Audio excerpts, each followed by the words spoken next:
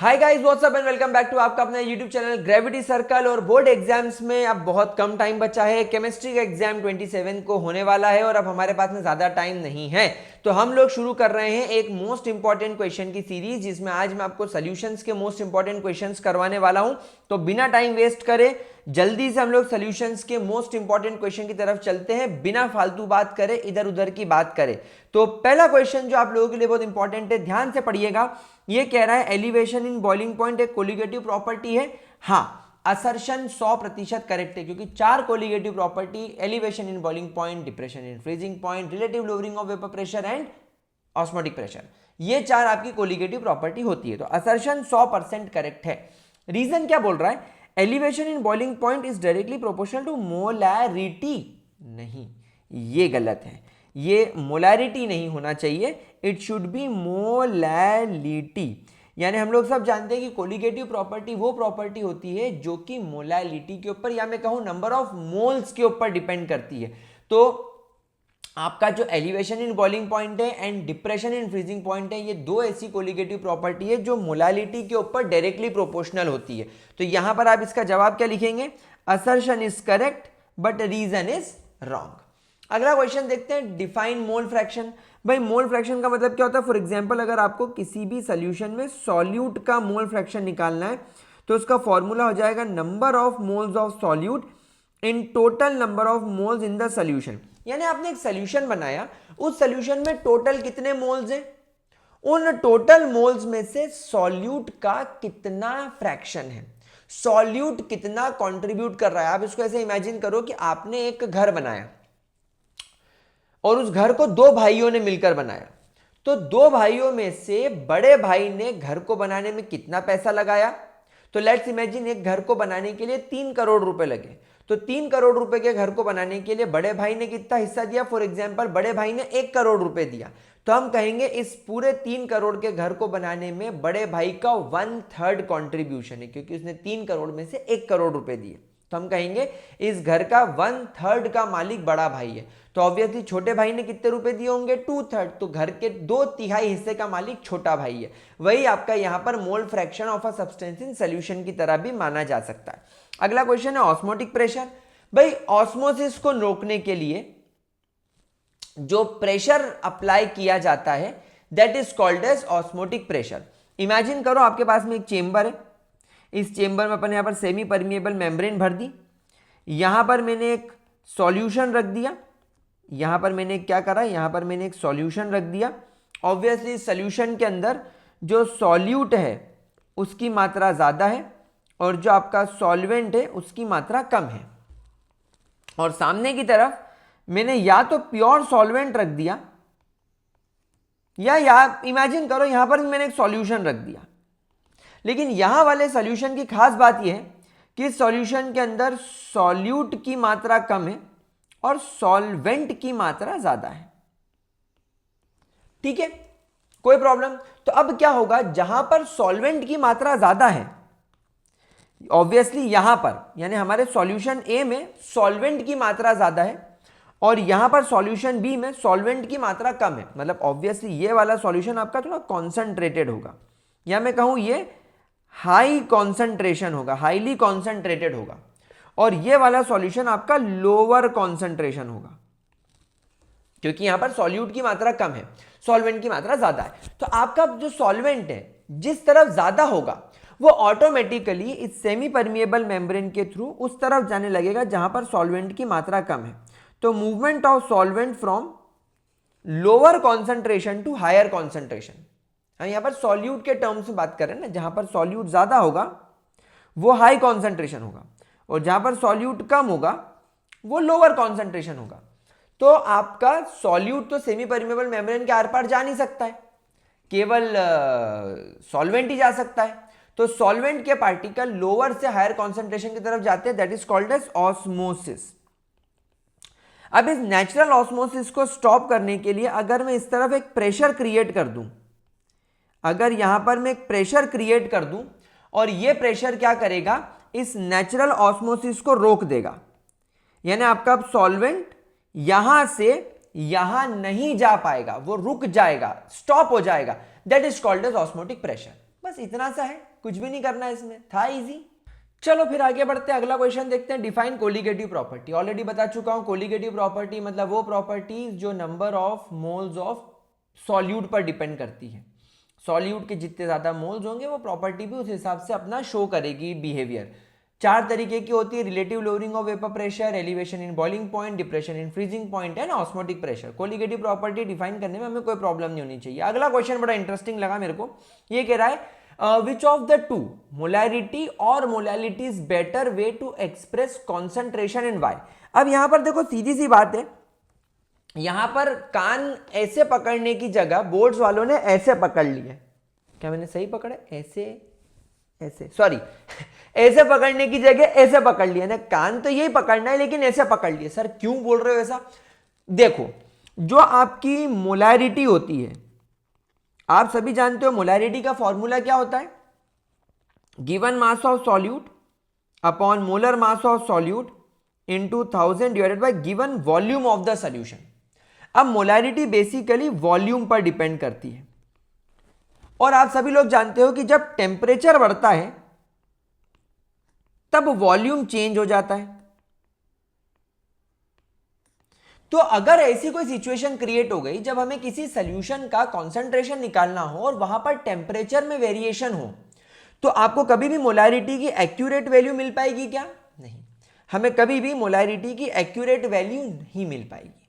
और क्योंकि मोलैरिटी की एक्यूरेट वैल्यू हमें नहीं मिल पा रही है, क्या मोलैरिटी एक अच्छा तरीका है किसी के कॉन्सेंट्रेशन को एक्सप्रेस करने का? नहीं। तो सर फिर क्या मोलैलिटी बेटर है? हाँ, मोलैलिटी हमेशा बेटर है, क्योंकि जो मोलैलिटी होती है उसका फॉर्मूला होता है given mass of solute upon molar mass of solute into 1000 divided by given mass of solvent. यहां पर हम सॉल्वेंट के मास के ऊपर डिपेंडेंसी रख रहे हैं, और टेम्परेचर चाहे कितना भी बढ़ जाए कितना भी घट जाए, आपके मास के ऊपर कोई चेंज नहीं होता। तो इसीलिए molality is always a better option as compare to molarity. बहुत बढ़िया क्वेश्चन था ये। अगला क्वेश्चन देखते हैं कि बेंजीन जो है वो वाटर इनसॉल्यूबल है पर टॉल्यूइन में सॉल्यूबलाइज होता है। क्योंकि बेटा बेंजीन जो होता है, आप सभी लोग जानते हो, बेंजीन इज C6H6, और टॉल्यूइन क्या होता है? बेंजीन रिंग के ऊपर CH3। मतलब ये दोनों are pure hydrocarbons, they are pure hydrocarbons. और केमिस्ट्री का रूल क्या होता है? Like dissolve like, like dissolves like. जो जैसा है उसी के अंदर सॉल्यूबलाइज हो जाएगा। और जो हमारे हाइड्रोकार्बन्स होते हैं, there are purely non polar in nature, क्योंकि कार्बन और हाइड्रोजन की इलेक्ट्रोनेगेटिविटी बराबर होती है, इसलिए इनके अंदर पोलैरिटी का डिफरेंस नहीं होता। लेकिन अगर मैं वाटर की बात करूं तो मेरे प्यारे गुलजारी लालो, जो वाटर है उसमें hydrogen are partial positive and oxygen is partial negative, तो बेसिकली ये पोलर नेचर का हो गया।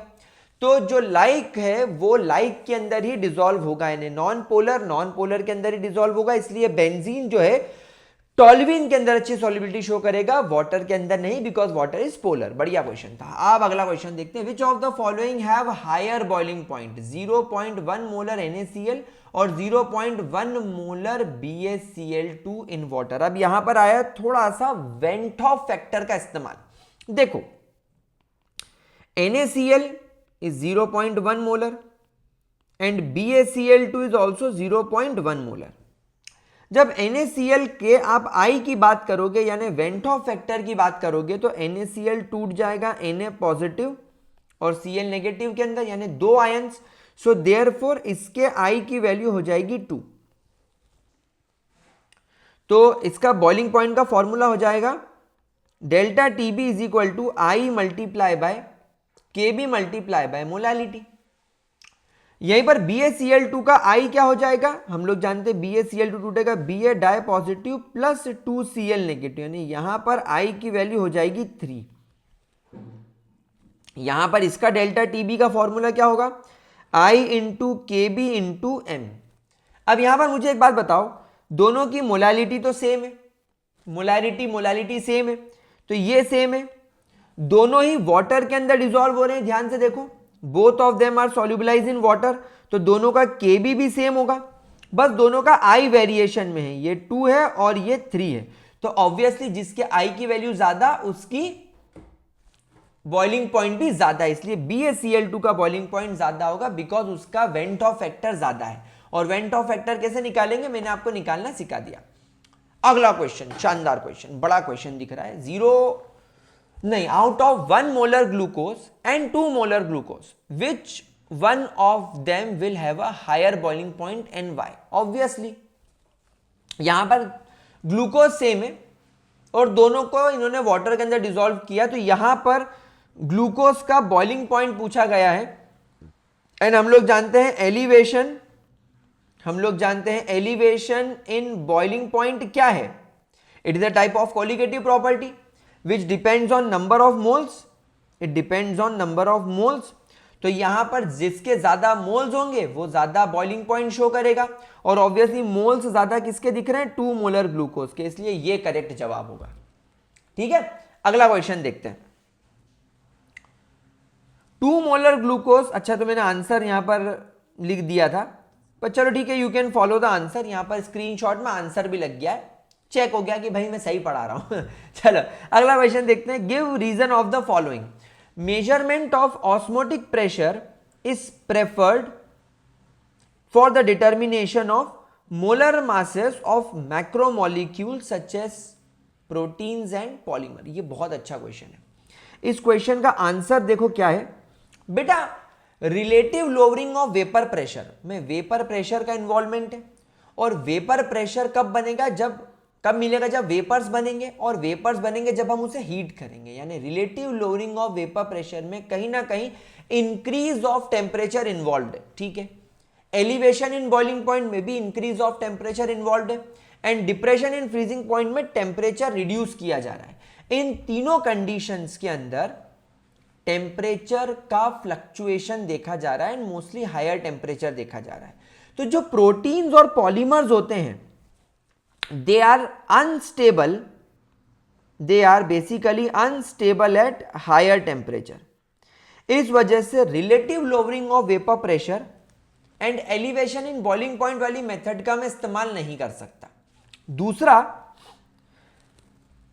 क्योंकि यहां पर प्रोटीन और पॉलीमर्स का इन्वॉल्वमेंट है, और प्रोटीन और polymer mostly come volume of water के अंदर सॉल्युबलाइज नहीं होते, हमें इनको ज्यादा वॉल्यूम ऑफ वाटर के अंदर डिसॉल्व करना पड़ता है। मतलब पानी ज्यादा लेना पड़ेगा और बहुत छोटे से अमाउंट में प्रोटीन लेना पड़ेगा, तब ये डिसॉल्व होगा। तो क्योंकि यहां पर वॉल्यूम का इन्वॉल्वमेंट है, हमें यहां पर मोलैरिटी की रिक्वायरमेंट होगी। तो यहां पर हम बोलेंगे because proteins and polymers, because proteins and polymers are solubilized in a greater volume of water or solution, molarity की रिक्वायरमेंट होगी as compare to molality.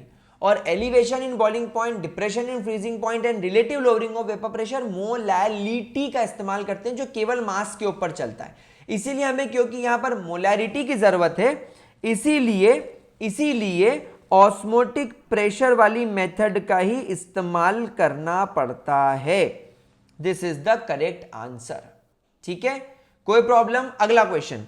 Aquatic animals are more comfortable in cold water than in warm water. ये Henry law में हमने पढ़ा था। Henry law में क्या बोला था, जैसे जैसे टेम्परेचर बढ़ता है गैसेस की सॉल्युबिलिटी वाटर में कम होती है, और जैसे जैसे वाटर में ऑक्सीजन की सॉल्युबिलिटी कम होगी एक्वेटिक ऑर्गेनिजम्स अनकंफर्टेबल फील करेंगे। तो इसीलिए जितना कम टेम्परेचर रहेगा गैसेस उतनी ज्यादा सॉल्युबल होगी वाटर के अंदर, स्पेशली ऑक्सीजन, और एक्वेटिक ऑर्गेनिज्म उतना कंफर्टेबल फील करेंगे। अगला क्वेश्चन फिर से सेम टाइप का क्वेश्चन है।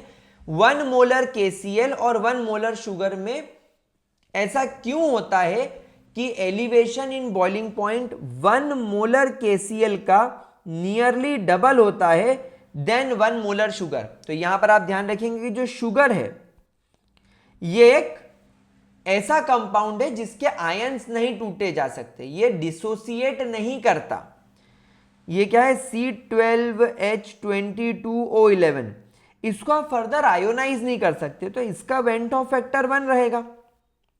लेकिन KCl K पॉजिटिव और Cl नेगेटिव में टूट सकता है, विच मीन्स कि इसके वेंट ऑफ फैक्टर की वैल्यू 2 होती है। सो ऑब्वियसली जिसका वेंट ऑफ फैक्टर ज्यादा होगा वो KB मल्टीप्लाई बाय मोलालिटी वाले फॉर्मूले में ऑब्वियसली डबल वैल्यू शो करेगा। अच्छा, मेरे को अभी एक बात याद आई, मैंने यहाँ पर KB लिखा था ना, एलिवेशन बोल, हाँ देखो मैंने सही लिखा था यार, कुछ ही बोलो, गलत तो नहीं कर रहा हूँ मैं, ठीक है, आता है, भूला नहीं पढ़ाना। हाँ ठीक है, चलो आगे बढ़ते हैं। Why scuba divers bends develop bends, scuba diver को बेंड्स क्यों होने लग जाता है? बहुत ऑब्वियस सी बात है कि ये जो ऑक्सीजन सिलेंडर लेकर पानी के अंदर कूदते हैं उसके अंदर नाइट्रोजन गैस भी होती है। ये nitrogen gas normal atmospheric pressure पर, जो हमारा नॉर्मल एटमॉस्फेरिक प्रेशर है, इसके अंदर ये ब्लड के अंदर इनसॉल्यूबल होती है। लेकिन जब हाई प्रेशर होता है, जैसे पानी के अंदर जब हाई प्रेशर होने लग जाता है, तो हाई प्रेशर की वजह से ये ब्लड के अंदर सॉल्यूबलाइज होने लग जाती है, नुकसान कुछ नहीं करती है। लेकिन जब स्कूबा डाइवर पानी के अंदर डाइव कर रहा होता है तो उसके ब्लड के अंदर नाइट्रोजन गैस डिसॉल्व हो जाती है। लेकिन जैसे ही स्कूबा डाइवर पानी में से बाहर निकलता है और नॉर्मल एटमॉस्फेरिक प्रेशर पर आता है, नाइट्रोजन उसके ब्लड के अंदर इनसॉल्यूबलाइज होने लगती है और उसके बॉडी से बाहर निकलने की कोशिश करती है, और वो जो ब्लड वेसल्स में जहां मौजूद होती है वहीं से बाहर आने की कोशिश करती है, जिस वजह से उसे ब्लिस्टर्स होने लगते हैं और उसके बॉडी में बहुत ज्यादा पेन होता है, that is called as bends. अगला क्वेश्चन देखते हैं। A pressure greater than osmotic pressure is applied on the solution side separated from solvent by a semi permeable membrane। बहुत बढ़िया क्वेश्चन है। यहां पर ये बोल रहा है कि आपके पास में एक चेंबर है, यहां पर अपन ने एक SPM यानी सेमी परमिएबल मेम्ब्रेन लगा रखी है, यहां पर अपन ने भर रखा है प्योर सॉल्वेंट, एकदम प्योर सॉल्वेंट, और यहां पर हमने भर रखा है एक सॉल्यूशन। अब यहां पर हमने क्या किया था, सॉल्यूशन साइड, यहां पर हमने क्या किया था कि जो सॉल्यूशन साइड है, सॉल्यूशन साइड हमने प्रेशर इंक्रीज करा, जिसकी वजह से क्या हुआ कि जो ऑस्मोसिस हो रहा था, जिसमें कि सॉल्वेंट का मॉलिक्यूल लोअर कॉन्सेंट्रेशन से हायर कॉन्सेंट्रेशन की तरफ जा रहा था, हमने उसको पॉज कर दिया, हमने उसको रोक कर दिया, हमने उसको बोला कि अब आप यहां पर नहीं जा सकते, and this pressure is called as osmotic pressure. अब यहां पर जब मैंने इस प्रेशर को फर्दर इंक्रीज करना चालू करा, सॉल्यूशन साइड जब मैंने प्रेशर बढ़ाना चालू करा, तो हाई प्रेशर की वजह से क्या हुआ, ये जो पानी के मॉलिक्यूल्स थे ये यहां से यहां ट्रेवल करने लगे, यानी उल्टा देखने को मिला। यहां पर हमारे जो वाटर के मॉलिक्यूल्स थे, सॉल्वेंट के मॉलिक्यूल्स थे, ये सॉल्यूशन साइड यानी जहां पर कॉन्सेंट्रेशन ज्यादा था वहां से लोअर कॉन्सेंट्रेशन की तरफ ट्रेवल करने लगे। This process is called as RO, reverse osmosis. आप लोगों के घर पे जो वाटर प्यूरिफायर यानी RO लगा हुआ होता है, दैट इज रिवर्स ऑस्मोसिस।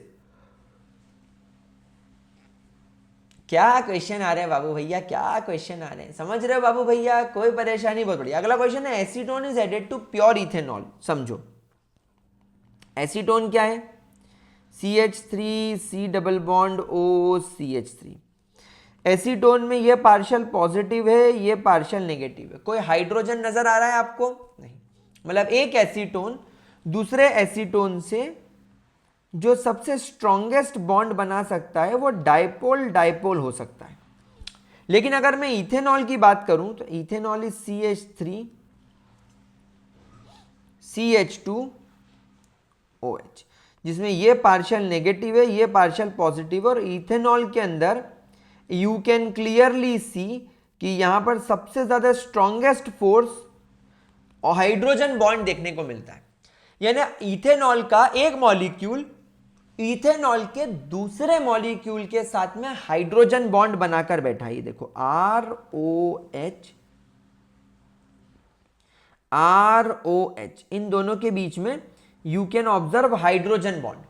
लेकिन एसीटोन में ऐसा नहीं है, एसीटोन में केवल डाइपोल डाइपोल मोमेंट है। तो अब आप इमेजिन करो कि जब एसीटोन को तुम इसके अंदर मिलाओगे तो एसीटोन का वेलकम करने के लिए इथेनॉल अपने हाइड्रोजन बॉन्ड को तोड़ेगा, बोलेगा भैया अलग होना पड़ेगा, तभी तो हम इस मॉलिक्यूल को हमारे बीच में स्पेस दे पाएंगे। लेकिन जब ये मॉलिक्यूल दो अल्कोहल के मॉलिक्यूल के बीच में आकर बैठता है, इसके पास में हाइड्रोजन है ही नहीं हाइड्रोजन बॉन्डिंग करने के लिए, तो इसका मतलब यह है कि ये इथेनॉल के हाइड्रोजन बॉन्ड को तोड़ देगा, लेकिन खुद हाइड्रोजन बॉन्ड बनाने की कैपेसिटी नहीं रखेगा। इसका मतलब यह है कि ये वीक बॉन्ड बनाएगा अल्कोहल के साथ, यानी एसीटोन एंड अल्कोहल के बीच में एक वीकर इंट्रामोलिक्यूलर बॉन्डिंग डेवलप होगी, जिस वजह से हम ये कह सकते हैं कि हमारा सॉल्वेंट हमारे सॉल्यूट को या हमारा सॉल्वेंट हमारे सॉल्यूट को पसंद नहीं करता। यानी इन दोनों का बॉन्ड इजीली टूट जाएगा, और अगर इन दोनों का बॉन्ड इजीली टूट जाएगा तो इनके वेपर्स कंपैरेटिवली ज्यादा बनेंगे, जो हम सोच रहे थे। हमें तो क्या लग रहा था कि जितना हाइड्रोजन मैंने जितना अल्कोहल अल्कोहल से कनेक्टेड है, जितना एसीटोन एसीटोन से कनेक्टेड है, उतना ही कनेक्शन अल्कोहल और एसीटोन में होगा। लेकिन ऐसा हुआ क्या? नहीं, अल्कोहल और एसीटोन के बीच का जो बॉन्ड है वो कमजोर है, इसकी वजह से ये बॉन्ड इजीली टूट जाएगा और इनके एक्सपेक्टेड से ज्यादा वेपर बनेंगे, और ज्यादा वेपर बनना which means positive deviation from Raoult's law show करेगा। तो यहां पर हम इस चीज का आंसर लिखेंगे। इसका आंसर है that this solution will start showing positive deviation, it will start showing positive deviation from Raoult's law. ये राउल्ट्स लॉ से पॉजिटिव डिविएशन शो करने लग जाएगा। बहुत ही इजी, बहुत ही बढ़िया क्वेश्चन। चलिए अगला क्वेश्चन की तरफ चलते हैं कि aqueous solution of NaCl freezes below 273 kelvins. Explain the lowering in freezing point of water with the help of suitable diagram. Guys, will you be able to do it? इसका formula क्या होगा?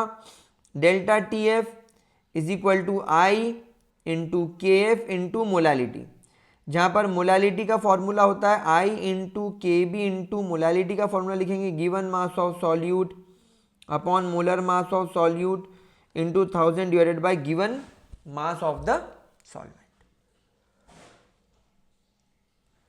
बस, और इसका डायग्राम आप एक बार NCERT से refer कर लेना। डायग्राम तो इसका बहुत इजी है, तो आई डोंट थिंक इस क्वेश्चन में हमें कोई बड़ा प्रॉब्लम होगा। अगला क्वेश्चन हमारे सामने फिर आ रहा है, ये बोल रहा है define the osmosis and osmotic pressure. मैं आपको बता चुका हूं इस osmotic pressure of a solution a colligative property explain. Guys ये क्वेश्चन हम ऑलरेडी इसको डिस्कस कर चुके हैं। This question has already been discuss with us, तो इसके अंदर अपन ज्यादा टेंशन लेंगे नहीं, हम सीधे अगले क्वेश्चन की तरफ चलते हैं। Calculate the boiling point of a solution जिसमें NaCl यानी गिवन मास ऑफ सॉल्यूट आपको 15 ग्राम दे रखा है, then given mass of solvent यानी कि पानी आपको 250 ग्राम दे रखा है, आपको मोलर मास NaCl का 58.44 ग्राम दे रखा है, और आपको Kb की वैल्यू 0.512 दे रखी है। आपको boiling point of the solution निकालना है। सॉल्यूशन का बॉइलिंग पॉइंट क्या है? तो सबसे पहले अपन यहां पर एक चीज और ऑब्जर्व करेंगे, क्योंकि यहां पर NaCl का इस्तेमाल किया है, मुझे यहां पर I की वैल्यू भी 2 कंसीडर करनी पड़ेगी। वेंट हॉफ फैक्टर को मैं भूल नहीं सकता। बोर्ड एग्जाम में बस यही मिस्टेक हो जाती है कि मेरा प्यारा गुलजारी लाल क्या करता है, जोश जोश में I की वैल्यू लिखना भूल जाता है। तो एक्चुअली फॉर्मूला क्या बनेगा? Delta TB is equal to I multiply by KB multiply by given mass of solute upon molar mass of solute into 1000 upon given mass of solvent. अब यहाँ पर I की वैल्यू 2 आ गई, KB की value 0.512 आ गई, given mass of solute is 15, molar mass is 58.44, 1000 divided bye 250।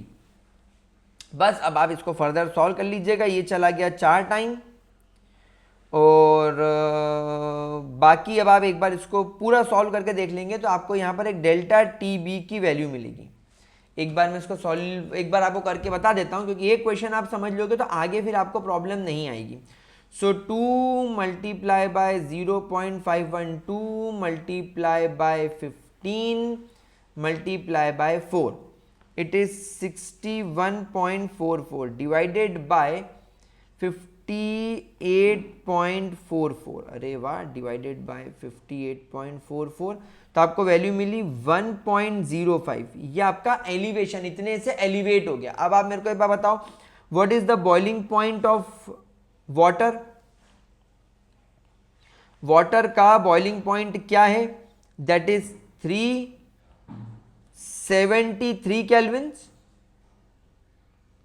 373.15 kelvin, और इतने से बढ़ गया प्लस 1.05, तो आपका जो नया सोल्यूशन है उसका बॉइलिंग पॉइंट हो जाएगा 374.20 kelvin. This is the new answer. ये इस तरीके से आपका आंसर आएगा। क्या आपको ये क्वेश्चन सॉल्व करते आया प्यारे बच्चों? क्या आपको इसके अंदर कोई प्रॉब्लम तो नहीं रही? ठीक है, तो कुछ इस तरीके से आपको क्वेश्चन सॉल्व करने पड़ेंगे। अगले क्वेश्चन की तरफ चलते हैं। अगला क्वेश्चन आपको कह रहा है एक 10% सोल्यूशन है मेरे पास में सुक्रोज का, जिसका फ्रीजिंग पॉइंट 269.15 है। ओके, तो यहां पर अपन सबसे पहले बात करते हैं डेल्टा टीएफ की, that is freezing point of the pure solvent minus freezing point of the solution. यहां पर आपका डेल्टा टीएफ का वैल्यू निकल कर आ जाएगा सोल्यूशन का फ्रीजिंग पॉइंट 273.15, क्योंकि वाटर जो है वो 273.15 केल्विन पर फ्रीज होता है, और ये वाला जो सोल्यूशन बन रहा है, ये वाला जो सोल्यूशन बन रहा है 10% सुक्रोस वाला, ये 269.15 केल्विन पर फ्रीज हो रहा है। तो यहां पर आपका डेल्टा टीएफ का वैल्यू हो गया 4 केल्विन। तो अब यहां पर आपसे पूछ रहा है कि अगर आपके पास में 10% ग्लूकोज का सोल्यूशन है तो उसका फ्रीजिंग पॉइंट क्या होगा। तो यहां पर अपन सबसे पहले क्या करेंगे, हमारे पास में क्या क्या चीजें वो देखते हैं। डेल्टा टीएफ आ गया, ग्लूकोज और फ्रक्टोज इन दोनों का ही आई का वैल्यू 1 होता है, क्योंकि दोनों ही नॉन आयोनाइजेबल है, तो आई मत लगाओ। अब यहां पर अपने पास में केएफ की वैल्यू अवेलेबल नहीं है, वाटर के केएफ की वैल्यू अपने पास में अवेलेबल नहीं है। Given mass of solute 10% sucrose, 10% sucrose means 10 gram sucrose. तो मेरे पास में 10 ग्राम सुक्रोज आ गया। सुक्रोज का मेरे पास में गिवन मास यानी मोलर मास भी आ गया, into 1000 divided by given mass of the solvent. तो अब आप बताओ, आपके पास में 10 ग्राम सुक्रोज है, 10% सुक्रोज है इन 100% सोल्यूशन, यानी आपका जो सोल्यूशन है उसका मास 100 ग्राम है। तो आपके पास में सॉल्वेंट कितना होगा भाई? Total mass of the solution 100 ग्राम और सुक्रोज का ग्राम 10 ग्राम, तो 90 ग्राम, मतलब 90 ग्राम आपके पास में वाटर है डिवाइडेड बाय 90। और यहां पर डेल्टा टीएफ की आपकी जो वैल्यू है ये हटाकर मैं यहां पे 4 कर देता हूं, तो फाइनली केएफ की वैल्यू हो जाएगी आपकी 342 into 90 into 4 divided bye 10 into 1000। इससे आपको केएफ की वैल्यू मिल गई। अब इस केएफ की वैल्यू को अगली वाली इक्वेशन में डाल दो, जहां पर ये बोल रहा है कि आपके पास में 10% ग्लूकोज है, तो इसका फ्रीजिंग पॉइंट क्या होगा। तो now delta TF of glucose is equal to KF. KF की वैल्यू मैंने अभी निकाली 342 into 90 into 4 divided by 1000 multiply by given mass of solute again 10 gram. देखो 10% ग्लूकोज है, मतलब 10 ग्राम ग्लूकोज है। ग्लूकोज का मोलर मास 180 दे रखा है, into 1000 upon given mass of the solvent, और यहां पर भी given mass of the solvent 90 होगा। क्यों? सेम वाले सिचुएशन, यहां पर भी 10% ग्लूकोज है, तो 100% सोल्यूशन में 10% ग्लूकोज है, यानी 100 ग्राम सोल्यूशन में 10% ग्लूकोज है, 90% वाटर होगा। अब इसको अपन डिवाइड करें तो 1 2 3 4 से 1 2 3 4 कट गया, ये 90 से 90 कट गया, और 4 ने तो काटा, 4 4 जा 16 और 5 45। तो अब आप इसका जो फाइनल वैल्यू है आप उसको ऐसे निकाल सकते हो, like 342 divided by 45, 342 divided by 45, 342 divided by 45, 7.6, somewhere around 7.6 आपका इसका आंसर आएगा। ठीक है, अब 7.6 तो आपका क्या आ गया, डिप्रेशन इन फ्रीजिंग पॉइंट। लेकिन आपसे सवाल क्या पूछा गया है, आपसे पूछा गया है प्योर वाटर का फ्रीजिंग पॉइंट दे रखा है, आपसे सॉल्यूशन का फ्रीजिंग पॉइंट पूछा है। तो ये वाले फॉर्मूले को रीयूज करना पड़ेगा मुझे यहां पर। Delta TF is 7.6, TS of the solution is 273.15 minus TS। तो TS is equal to 273.15 minus 7.6।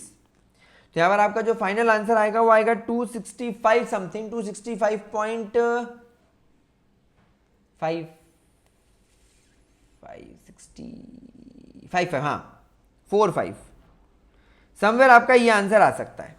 तो इस तरीके से आपको क्वेश्चन सॉल्व करने पड़ सकते हैं। क्या ये समझ में आ रहा है और क्या ये इजी लग रहा है आपको?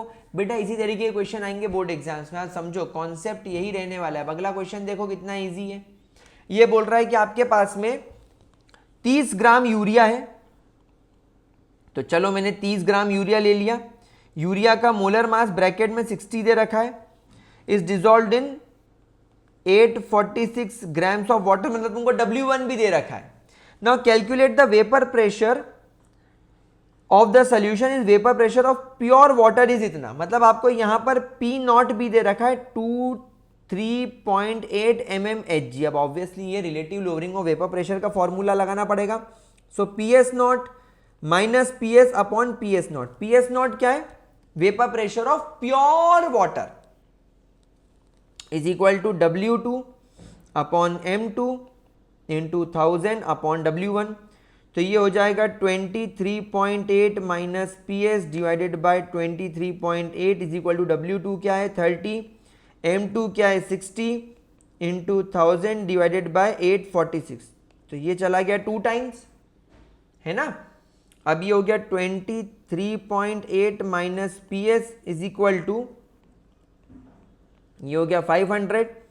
तो ये हो गया 500 डिवाइडेड बाय 23.8 और ये इधर चले जाएगा 846। अब बस अब आप इसको फर्दर सॉल्व कर लो यार, और क्या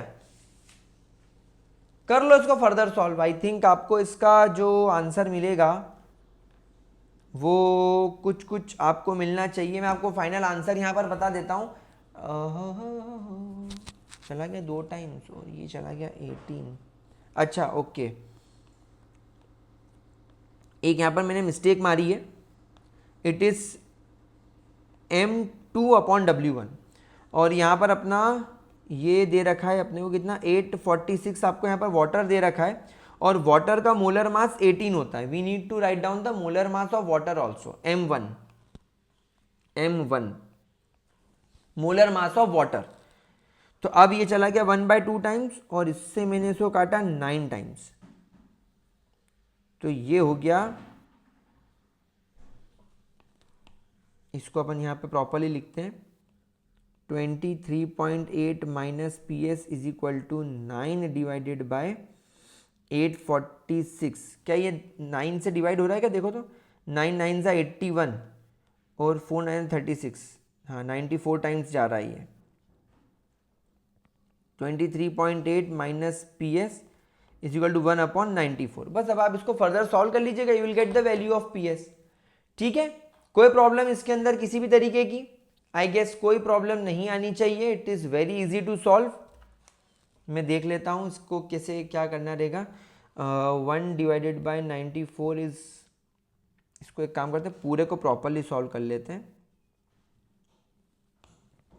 यहाँ पर लिख दिया 23.8 और ये हो गया 1 बाय 9 9 ज़ा 81 और 494। तो 23.8 minus PS is equal to 23.8, इसको मैं ऊपर ले गया और 94। तो 23.8 डिवाइडेड बाय 94, तो ये हो गया 0.25। तो PS is equal to 23.8 minus 0.25 तो कितना हो गया 23.65 mmHg, है ना। बस ये आपका फाइनल आंसर आ गया, मेरे ख्याल से ये आंसर है। हाँ बिल्कुल सही आंसर आ रहा है। तो कुछ इस तरीके से आपको क्वेश्चन सॉल्व करने पड़ेंगे। बोलो समझ में आ रहा है बच्चा पार्टी कि नहीं आ रहा है, जल्दी बताओ। चलो तो अब अगला क्वेश्चन, स्टेट हेनरी लॉ। भाई हेनरी लॉ क्या बोलता है हम सभी लोग जानते हैं, partial pressure of the gas is directly proportional to its mole fraction, यानी कि आपकी गैस का जितना ज्यादा पार्शियल प्रेशर होगा वो सोल्यूशन में उतनी ज्यादा सॉल्युबलाइज होगी। वेयर पार्शियल प्रेशर का जब आप प्रोपोर्शनलिटी कांस्टेंट हटाएंगे तो यहाँ पर आपको हेनरी लॉ कांस्टेंट मिलेगा। इसका नाम होता है KH, अलग अलग गैसेस के लिए अलग अलग होता है। बहुत ईजी। अगला क्वेश्चन, ये क्वेश्चन भाई साहब बहुत तगड़ा है। ये क्वेश्चन है, बहुत इंपॉर्टेंट क्वेश्चन है और मैं चाहूंगा कि इस तरीके के क्वेश्चन को आज आप सीख लो ताकि फ्यूचर में प्रॉब्लम ना आए। वैसे तो बहुत रेयर चांसेस है बट आ सकता है। ये बोल रहा है 6.90 मोलर सोल्यूशन है KOH का अपने पास में, which contain 30% by mass of KOH. So calculate the density of the KOH solution. KOH solution की आपसे डेंसिटी पूछ रहा है। अब देखो इस तरीके के क्वेश्चन को ना सॉल्व करना हमारे लिए क्यों कॉम्प्लिकेटेड हो जाता है, क्योंकि हमको क्या इसकी क्या बोलते हैं, इसकी लैंग्वेज समझ में नहीं आती है। अब देखो सबसे पहले अपन इसको सॉल्व करना शुरू करते हैं। अपने से ये क्या पूछ रहा है पहले समझो। हमसे ये पूछ रहा है डेंसिटी निकालो। क्या पूछ रहा है हमसे ये कि भाई आप लोग डेंसिटी निकालो। अब मेरे को एक बार बताओ कि डेंसिटी का फॉर्मूला क्या होता है। सर डेंसिटी का फॉर्मूला होता है मास अपॉन वॉल्यूम। ठीक है, अब दो चीजें हमारे पास में, ये जो दे रखा है टर्म यहां पर मोलैरिटी दे रखी है। तो क्योंकि मोलैरिटी इज गिवन, हमें मालूम है कि हमारे सॉल्यूशन का वॉल्यूम 1000 ml होगा। यानी डेंसिटी निकालने के लिए हमारे पास में एक चीज तो आ गई 1000 ml, हमको मास की जरूरत है। अब मास कैसे निकालेंगे देखो, तो हमारे पास में 6.90 मोलर सोल्यूशन है KOH का इन वाटर। यानी मैं ऐसा बोल सकता हूं कि मेरे पास में 6.90 मोल्स हैं KOH के 1000 ml सोल्यूशन के अंदर। अब मेरे को ये बताओ KOH के मोल्स। अब आप सभी लोग जानते हो कि सर मोल्स निकालने का फॉर्मूला होता है गिवन मास अपॉन मोलर मास।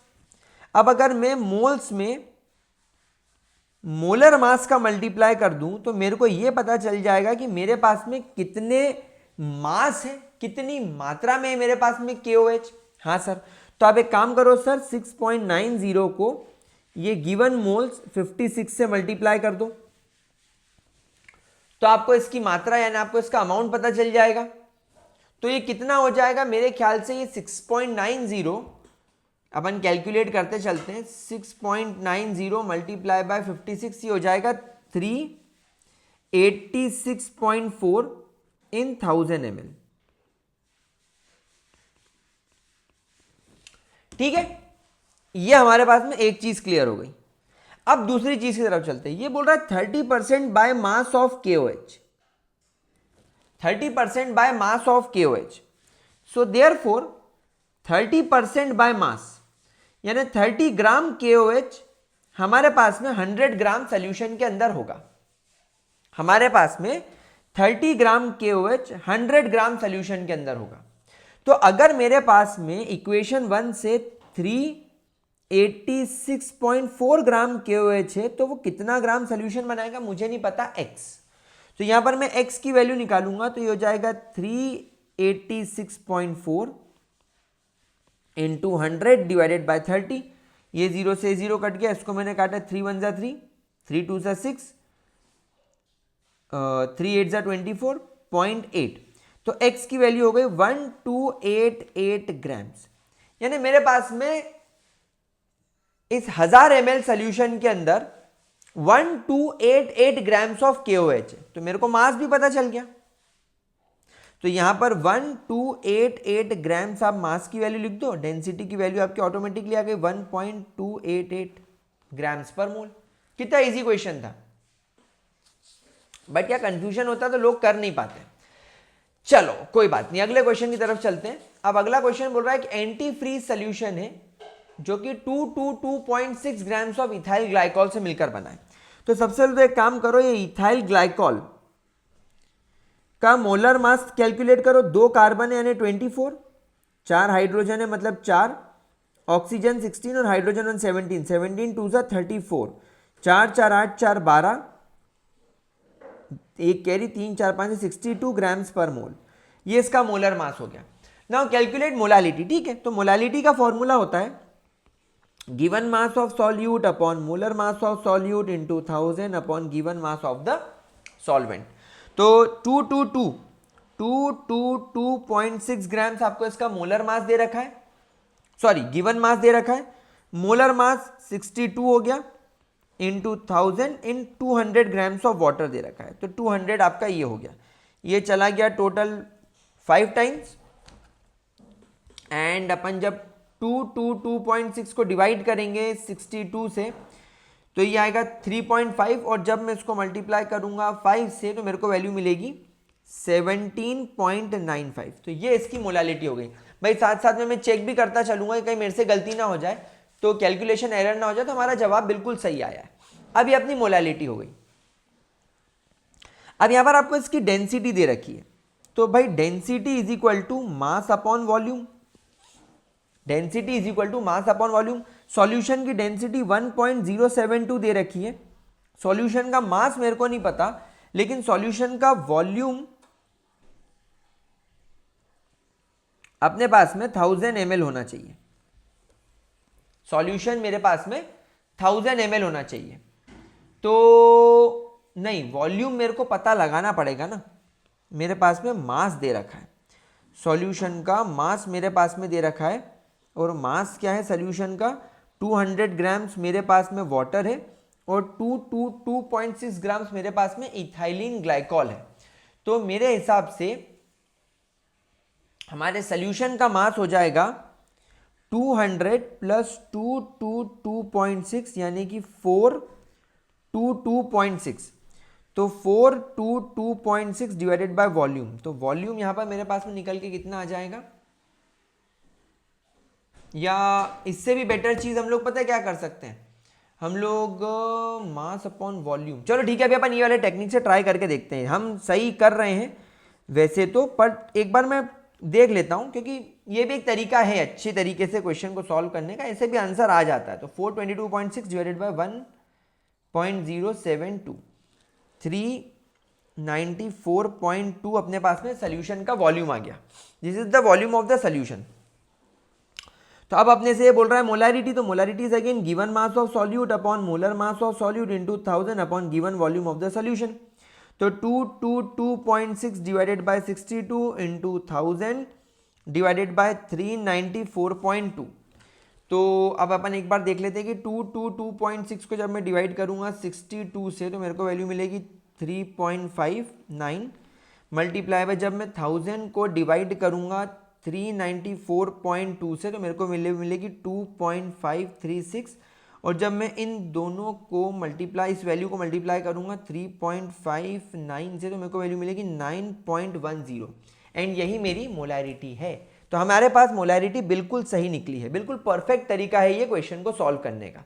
ज़्यादा अक्कल लगाने की ज़रूरत नहीं है, ज़्यादा कॉम्प्लिकेटेड बुक्स के अंदर आंसर्स देखने की ज़रूरत नहीं, क्योंकि मेरे पास में जो बुक खुली हुई है यहाँ पर नो डाउट ये ओसवाल की बुक है मेरे पास में, मोस्ट इंपॉर्टेंट क्वेश्चंस की, और वहां से मैंने ये बोर्ड का क्वेश्चन निकाला है। और जब मैं इसके सोल्यूशन को देख रहा था तो इसका सोल्यूशन बड़ा ही कॉम्प्लिकेटेड तरीके से दिया हुआ है। बट अगर मैं बिल्कुल बेसिक्स को पकड़ के चलूं कि भाई density is equal to mass upon volume, और सॉल्यूशन का मास, सॉल्यूशन का वॉल्यूम दे रखा है, सॉल्यूशन का मास क्या होगा, सॉल्यूट और सॉल्वेंट को जोड़ दो। तो मैंने सॉल्यूट को और सॉल्वेंट को जोड़ दिया, which comes out to be this, और मैंने जब उसको डेंसिटी डिवाइड किया तो मेरे को वॉल्यूम मिल गया। तो भाई बहुत इजी तरीका है क्वेश्चन को सॉल्व करने का। कई बार बुक में कॉम्प्लिकेटेड दे रखा होता है।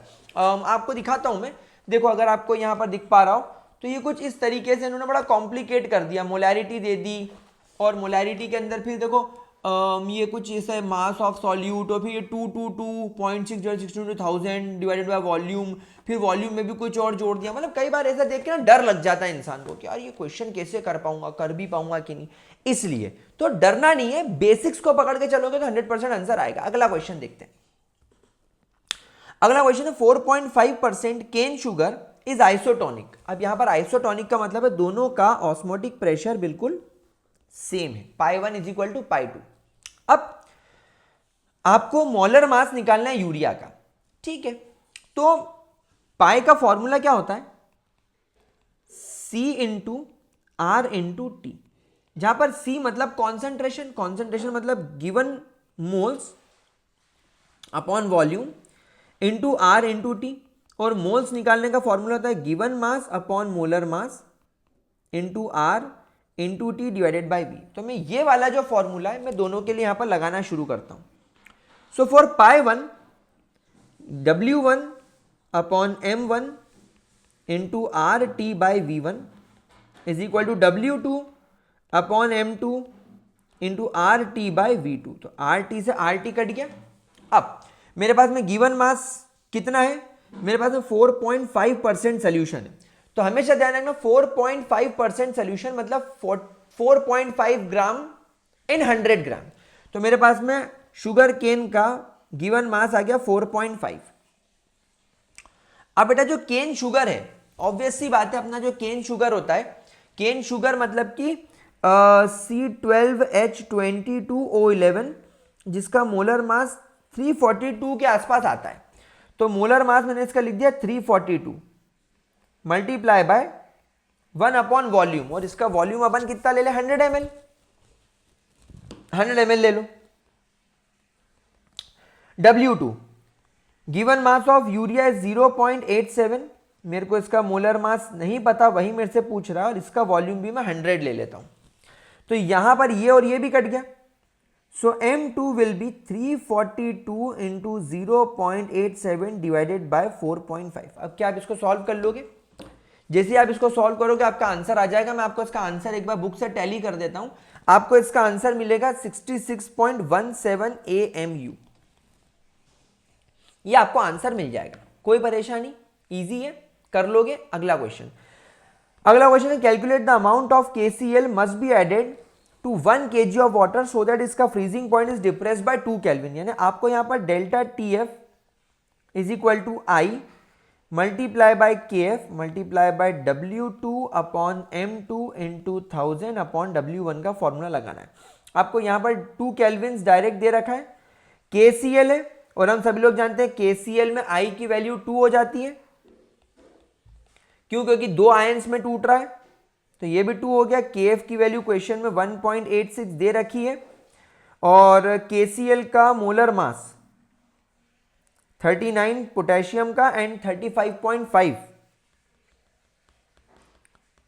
74.5 गिवन मास हमें निकालना है into 1000 upon 1 kg of water. 1 kilo पानी मतलब 1000 ग्राम पानी, तो ये 1000 हो गया गिवन मास। ये कट गया और ये भी कट गया, है ना। अब अपना फाइनली क्या बचा, 74.5 divided by 1.86 will be equal to W2। बस कर लोगे इसको सॉल्व, कर लोगे इसको सॉल्व। आई डोंट थिंक कि कोई बड़ा प्रॉब्लम इसके अंदर आएगा आपको। गिवन मास आपका निकल जाएगा, है ना। मैं एक बार आंसर टैली कर लेता हूं। आंसर आप लोग भी टैली करते चलो। देखो अपन क्या है, साथ में बैठ के पढ़ रहे हैं, मैं भी पढ़ रहा हूं, आप भी पढ़ रहे हो। We are doing a group study. 40.05। ये मत सोचो कि आपको मैं पढ़ा रहा हूं, हम ग्रुप स्टडी काइंड ऑफ चीज कर रहे हैं। मैं भी आंसर देख रहा हूं, तुम भी आंसर देखो, साथ में मिलकर क्वेश्चन करते हैं, साथ में मिलकर क्वेश्चन करते हैं। कोई जल्दी की बात नहीं। चलो अगला क्वेश्चन आप करके बताओ मेरे को, करो जरा इसको। मैं भी कर रहा हूं, आप भी करो। Calculate the freezing point of an aqueous solution containing 10.50 grams of MgBr2 in 200 grams of water. जल्दी जल्दी देखते हो कौन पहले करता है, आप पहले करते हो कि मैं पहले करता हूं। चलो ठीक है, चलो ग्रेट। सो अपने को यहां पर डेल्टा TF निकालना है। यहां पर मैं एक बात ध्यान रखूंगा कि भाई MgBr2 है तो आयोनाइज होगा, Mg डाई पॉजिटिव में और 2Br नेगेटिव में।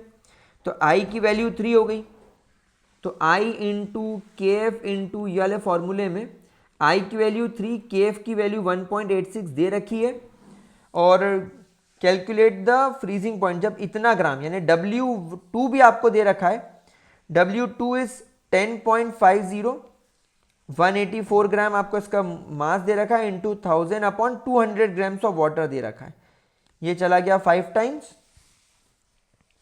और बाकी को मैं फटाफट कैलकुलेट करता हूं ताकि आप लोगों से जीत सकूं, क्योंकि मैं जल्दी जल्दी करना चाह रहा हूं। तो देखते हैं क्या आंसर आता है, किसका पहले आता है। मेरे को लगता है तुम लोगों का तो आंसर भी आने लग गया होगा, मेरे से फास्ट हो तुम लोग।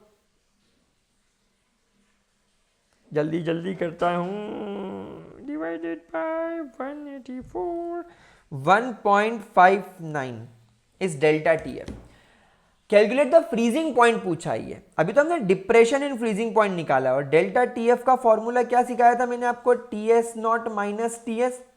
तो 1.59 is equal to TS naught 273.15। ये क्या है, हमारा फ्रीजिंग पॉइंट है वाटर का जब वो प्योर फॉर्म में हो, और ये है सोल्यूशन का। तो सोल्यूशन का निकालना है 273.15 माइनस में इसको 1.60 कर देता हूं, तो कितना निकलेगा भाई, ये 45 और 271.45 आंसर आना चाहिए। मैं चेक करता हूं बुक से, 271.45 बिल्कुल सही बात। दोस्तों क्या ये आपका आंसर आ गया? अगर आ गया तो वेरी गुड, मेरा भी यही आंसर आया, बुक में भी यही आंसर है। तो अगर आपका आया तो वेरी गुड, नहीं आया तो चेक कर लो। चलो अब अगले क्वेश्चन में अपन दोनों रेस लगाते हैं कि कौन पहले इस क्वेश्चन को सॉल्व कर पाएगा। Ready guys, get set go. तो अगला क्वेश्चन क्या है, 2.56 ग्राम्स ऑफ सल्फर को मैंने 100 ग्राम CS2 में डिसॉल्व किया, जिसे फ्रीजिंग पॉइंट इतने से लोअर हो गया। तो कैलकुलेट द फॉर्मूला। ठीक है, तो डेल्टा TF की वैल्यू मेरे को दे रखी है 0.383, और CS2 और सल्फर तो आयोनाइज होंगे ही नहीं, इसके I की वैल्यू 1 रखता हूं मैं। KF की वैल्यू मेरे को दे रखी 3.83 इनटू, अब यहां पर मेरे को निकालना पड़ेगा इसका मोलर मास। तो गिवन मास कितना है 2.56, और मोलर मास CS2 का 32। अपने यहाँ CS2 नहीं, अपने यहाँ पे केवल क्योंकि सल्फर की बात चल रही है तो यहाँ पर मैं केवल सल्फर की बात करूंगा। तो यहाँ पर मेरे को नहीं, मोलर मास तो मेरे को निकालना है ना, मेरे को पहले मोलर मास निकालना पड़ेगा। तो इसको मैं मान लेता हूँ M2 इंटू 1000 अपॉन 100। मेरे ख्याल से ये टेक्निक बुक में भी इस्तेमाल करी है, अपन बिल्कुल सही टेक्निक पे हैं भी। तो ये कट गया और 3.83 और ये कट गया, तो फाइनल आपके M2 की वैल्यू 256 आ गई। मेरी भी 256 है, बुक में 250, वेरी गुड, 256 आ गई। अब ये बोल रहा है calculate the formula of sulphur, calculate the formula of sulphur. So now मेरे प्यारे बच्चों, यहां पर आप देखो सल्फर का mass is given which is 32 and molar mass is 256। तो यहां पर हम लोग जानते हैं कि 256 is the total molecular formula, and यहां पर आपका जो सल्फर आपने ऐड किया है वो किया है 32, तो डिवाइडेड 32, तो ये चला जाएगा आपका कितना 32 मल्टीप्लाई बाय 8, 8 टू 16, 8 256, 8 टाइम्स। तो यहाँ पर आपके पास सल्फर है कितने एटम्स होगा 8, तो देयरफॉर आपका फॉर्मूला क्या हो गया S8। यानी आपने यहाँ पर जो सल्फर इस्तेमाल किया है वो सल्फर किस फॉर्मूले में फॉर्म में था, S8 के फॉर्म में था। Very important question, very important question, इसको करके रखो। चलो अगला क्वेश्चन देखो, क्या अगला क्वेश्चन आप कर पाएंगे? क्या अगला क्वेश्चन कुछ कुछ सेम टाइप का लग रहा है क्या? देखो, अ 10% सोल्यूशन ऑफ सुक्रोज का फ्रीजिंग पॉइंट इतना है। मेरे ख्याल से क्वेश्चन करवा दिया है मैंने, देख लेता हूं,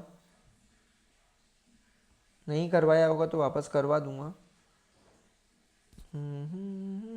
करवा दिया है, this question is already being done by us. तो ये तो वही क्वेश्चन आ गया रिपीट। अरे मतलब मैं बुक में से क्वेश्चन छाट रहा हूं उसमें भी रिपीट हो गया, तो ये तो बहुत अच्छी बात हो गई अपने लिए। बढ़िया, अगला क्वेश्चन देखते हैं फटाफट से। Calculate the freezing point. अब आप देख रहे हो एक ही टाइप के क्वेश्चन रिपीट हो रहे हैं, जिसमें आपको ये दे रखा है डिसॉल्व इन 50 ग्राम ऑफ ये। तो कर लोगे क्या ये क्वेश्चन? मैं इसके लिए आपको पूरी वैल्यूज दे देता हूं।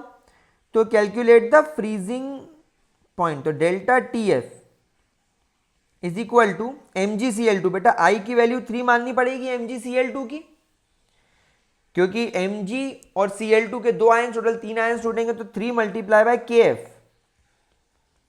1.86 multiply by given mass of MgCl2 is 1.9 and MgCl2 का मोलर मास भी गरीबों ने दे रखा है इंटू 1000 और बेचारों ने 50 ग्राम पानी भी दे दिया है। तब आपका सब तो सॉल्व कर लिया आपने, ये 20 टाइम्स चला गया एंड इसमें आप डेल्टा TF की फाइनल वैल्यू निकाल लो।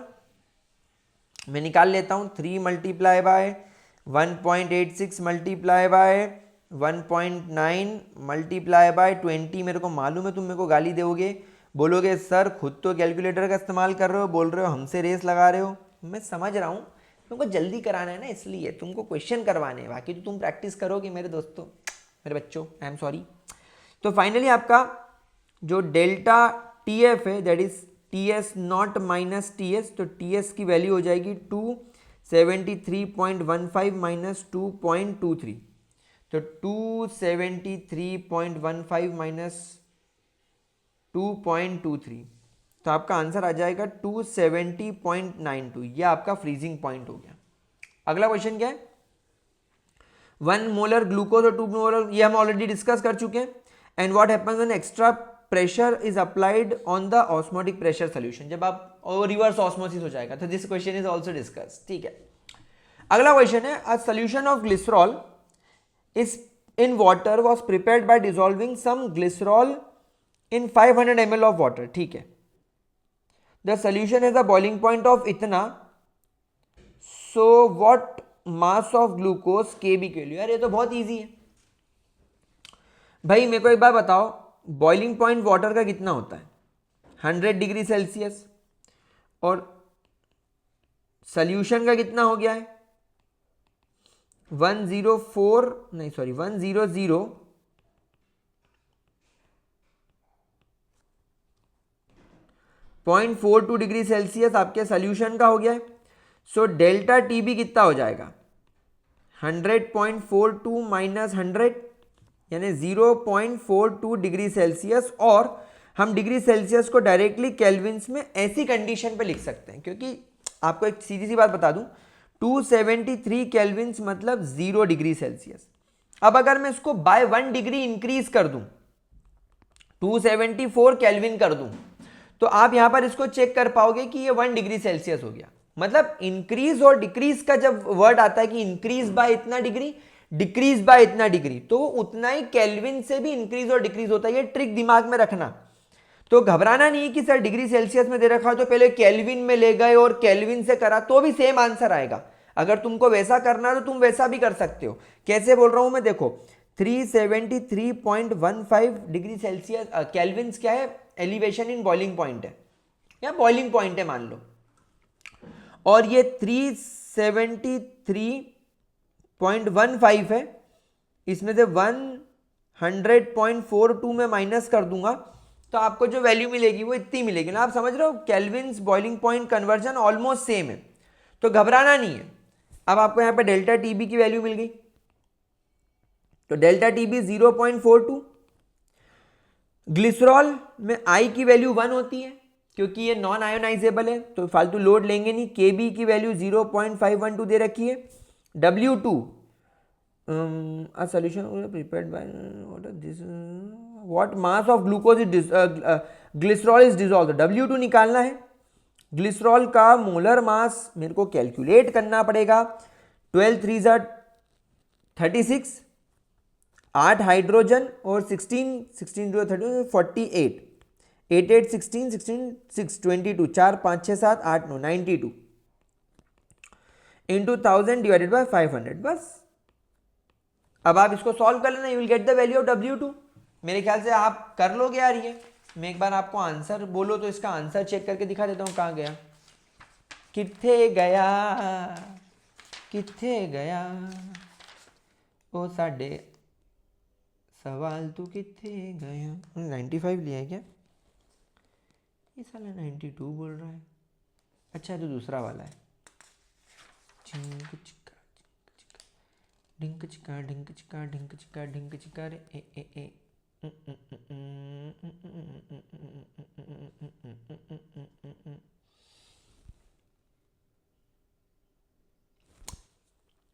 ठीक है, आंसर बता देता हूं, सॉल्यूशंस नहीं मिल रहा है मेरे को, ये रहा। ठीक है, अगला question. 1 molar aqueous solution of trichloroacetic acid is heated to its boiling point. The solution has the boiling point of इतना, calculate the went of factor. अब ये क्वेश्चन बहुत मस्त है, इसको देखो कैसे करेंगे, बहुत इजी है। क्या करना है, देखो डेल्टा टीवी आई इंटू के बी इंटू एम। अब आपको यहां पर सोल्यूशन का बॉइलिंग पॉइंट दे रखा है, और आप जानते हो क्योंकि ये एक्वस सोल्यूशन यानी पानी, तो पानी का बॉइलिंग पॉइंट इतना है, यानी 0.18 डिग्री सेल्सियस से इंक्रीज हुआ, तो मैं इसको डायरेक्टली क्या लिखूंगा, 0.18 केल्विन। 0.18 केल्विन से बढ़ा, तो मैंने इसको लिखा 0.18 is equal to i into, यहां पर आप लोगों को इस क्वेश्चन के अंदर ये एक्चुअली यहां पर कट गया फ्रेम में, यहां पर केबी की वैल्यू दे रखी है दैट इज 0.512, और यहां पर आपको मोलालिटी ऑलरेडी इसने 1 दे दी है, तो आई की वैल्यू हो गई 0.18 डिवाइडेड बाय 0.512। जब आप इसको फाइनली सॉल्व करेंगे तो आपको वैल्यू मिलेगी 0.35, और ये इसका वेंट ऑफ फैक्टर हो गया। अगला क्वेश्चन देखते हैं। What mass of NaCl must be dissolved in 65 grams of water to lower the freezing point by इतना डिग्री सेल्सियस। अब यहाँ पर इतना डिग्री सेल्सियस दे रखा है, तो इसको ऑटोमेटिकली इतना केल्विन्स कर लो, ऑटोमेटिकली इसको इतना केल्विन कर लो। तो देखो मैंने यहाँ पर इसको ऑटोमेटिकली इतना केल्विन कर लिया, डेल्टा TF मैंने ले लिया 7.5। कितना मास पूछ रहा है ये, तो ये W2 कर लिया, इसका 58.5 होता है इंटू 1000/65 ग्राम्स ऑफ वाटर, और यहां पर I की वैल्यू आपको कंसीडर करने के लिए बोला गया 1.87, तो 1.87 मैंने I की वैल्यू लिख दी, और अपने को यहां पर KF दे रखा है 1.86। क्या आप इस क्वेश्चन को सॉल्व कर नहीं पाओगे? 100% सॉल्व कर लोगे, इसका आंसर आप लोग नोट डाउन कर लो, you should try this. So W2 की value will come out to be 8.2 के आसपास। ठीक है लाड लो, चलो अगला क्वेश्चन देखते हैं, एंड सरप्राइजिंगली ये लास्ट क्वेश्चन है। Calculate the freezing point of 60 grams of glucose. यार आई की वैल्यू ऑटोमेटिकली 1 हो गई, फ्रीजिंग पॉइंट निकालना है, KF की value 1.86, given mass of glucose is 60, molar mass is 180, 1000/250, ये चला गया 4 टाइम्स, ये चला गया 3 टाइम्स, 0.62 हो गया, और डेल्टा TF की वैल्यू हो गई 8, 6 4 24, 2 कैरी 2.48, और 2.48 को जब आप 273 से माइनस करो तो will get the final answer. तो आपका फाइनल आंसर आएगा 273.15 minus 2.48, it will come out to be 270.6 के आसपास। बस। So guys these are the most important 25 questions, और ये 25 क्वेश्चंस मोस्ट इंपॉर्टेंट मैंने निकाले हैं ओसवाल की मोस्ट लाइकली क्वेश्चन बैंक से, and this book is highly important for you all. तो जैसा कि मैंने आपसे कहा कि ये वाली बुक आप लोगों के पास में होनी चाहिए। एज यू कैन सी यहाँ पर आपके सामने ये बुक का फोटो आ गया है, ये बुक का लिंक मैंने डिस्क्रिप्शन बॉक्स में लगा रखा है। अभी भी आपके पास में टाइम है, आप ये बुक मेरे दी गई लिंक से परचेज करके इसको फटाफट से आप इस बुक के सारे इंपॉर्टेंट क्वेश्चंस करना चालू करो। मैंने आपको PYQs करवाए हैं इस बुक से, इस बुक के अंदर और भी बहुत सारे प्रैक्टिस के क्वेश्चन। तो अब अगले 15 दिनों के अंदर जो आपके एग्जाम में हार्डली 15 दिन बचे, उसमें अगर आप ये बुक सॉल्व कर लेते हो तो it will be more than sufficient. चलिए मिलता हूं अगले वीडियो में, बाय बाय।